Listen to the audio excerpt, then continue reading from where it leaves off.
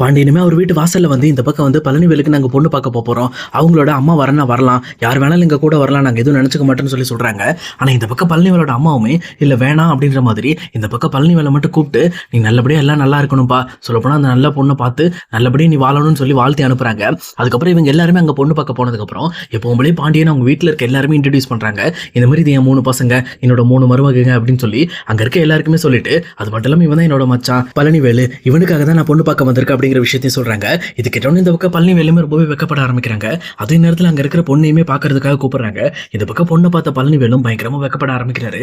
அதே நேரத்தில் பொண்ணோட அப்பாவுமே இந்த பக்கம் வந்து மாப்பிள்ளை ஏதாவது பேசணும்னு ஆசைப்பட்டாருன்னா பொண்ணு கிட்ட பேசலாமே அப்படின்னு சொல்லி சொல்றாங்க.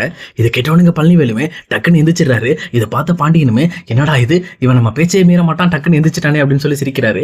உடனே இந்த பக்கம் இல்ல நான் போய் பேசிட்டு வந்துடலான்னு பார்த்தேன் அப்படின்றாங்க. உடனே சரி ஓகே போய் பேசுங்க அப்படின்னு சொல்லி சொல்லிடுறாங்க.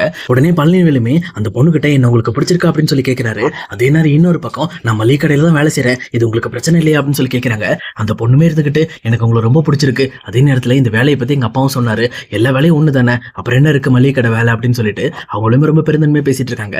இதை பார்த்தோன்னே இந்த பக்கம் பழனிவேலுக்குமே செம்மையா ஹாப்பி ஆயிடுது. அவருமே எல்லாமே பேசி முடிவு பண்ணிட்டு அங்கிருந்து வீட்டை பார்த்து கிளம்பி வந்துடுறாங்க. வீட்டுக்கு வந்த உடனே எங்க வீட்டு வாசல் நின்று எப்பவும் ஒரே பாண்டியன் ரொம்பவே ஹாப்பி ஆயிட்டு இருக்காரு. இன்னொரு சைடு முத்துவேலு பழனிவேலை பத்தி ரொம்பவே கஷ்டப்படுத்தி பேசுற மாதிரி ரொம்பவே வந்து கேலி பண்ணிக்கிட்டு இருக்காரு. ஆனா இதெல்லாம் பார்த்துட்டு இருக்க அவங்க அம்மாவுமே ரொம்பவே வந்து வருத்தப்பட ஆரம்பிக்கிறாங்க. எதுக்காக இப்படி பண்றான் அப்படின்னு சொல்லிட்டு ரொம்பவே முகம் சொல்லிக்கிறாங்க.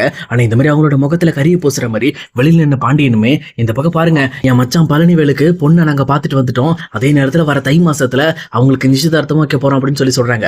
இதை கேட்டோன்னே இந்த பக்கம் அவங்களோட அம்மாவும் ரொம்பவே சந்தோஷப்படுறாங்க. ஆனா இந்த பக்கம் வந்து முத்துவேலோட முகத்துல கரிய பூசுற மாதிரி இருக்கு. அதே நேரத்துல சக்திவேலுமே பக்கத்துல உட்காந்து இங்க முத்துவேலோட முகத்தோட ரியாக்ஷனை கவனிச்சுட்டே இருக்காரு. இன்னொரு பக்கம் இந்த கல்யாணத்தை யார் நினைச்சாலும் தடுக்க முடியாது அப்படின்னு சொல்லி ரொம்பவே ஹாப்பியோட சொல்லிட்டு பாண்டியனுமே இந்த பக்கம் வந்து பழனிவேலோட தோல்ல கை போட்டு ரொம்பவே கம்பீரமா வீட்டுக்குள்ள கூட்டிட்டு போயிட்டு இருக்காங்க. அப்ப இதையெல்லாம் கேட்டுட்டு இருக்கிற அங்க பழனிவேலோட அம்மாவுமே பரவாயில்ல என் பையனுக்கு ஒரு நல்ல வாழ்க்கை அமையணும் அப்படின்னு சொல்லிட்டு ரொம்பவே சந்தோஷப்பட்டு கடவுள்கிட்டையும் வேண்டிக்கிட்டு இருக்காங்க.